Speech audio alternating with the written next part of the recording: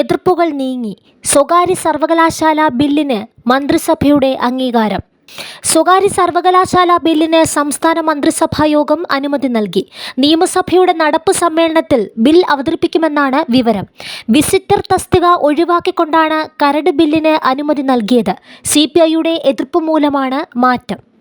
ഫീസിലും വിദ്യാർത്ഥി പ്രവേശനത്തിലും സർക്കാരിന് നിയന്ത്രണമില്ലാതെയാണ് സ്വകാര്യ സർവകലാശാല കരട് ബിൽ തയ്യാറാക്കിയത്.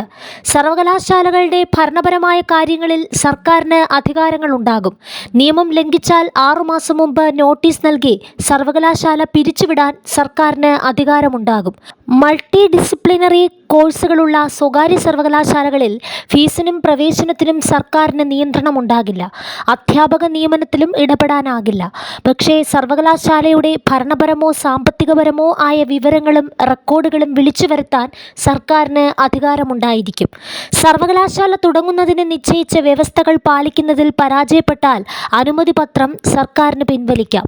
ഓരോ കോഴ്സിനും ചുരുങ്ങിയത് 15% സീറ്റ് SC വിഭാഗത്തിനും 5% ST വിഭാഗത്തിനും സംവരണം ചെയ്യണം.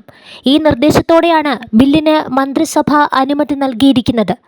ആക്ടിന് വിരുദ്ധമായി സർവകലാശാല പ്രവർത്തിക്കുന്നുവെന്ന് പരാതി ലഭിച്ചാൽ 2 മാസത്തിനുള്ളിൽ സർവകലാശാലയുടെ അംഗീകാരം പിൻവലിക്കാതിരിക്കുന്നതിന് കാരണം കാണിക്കൽ നോട്ടീസ് നൽകാം.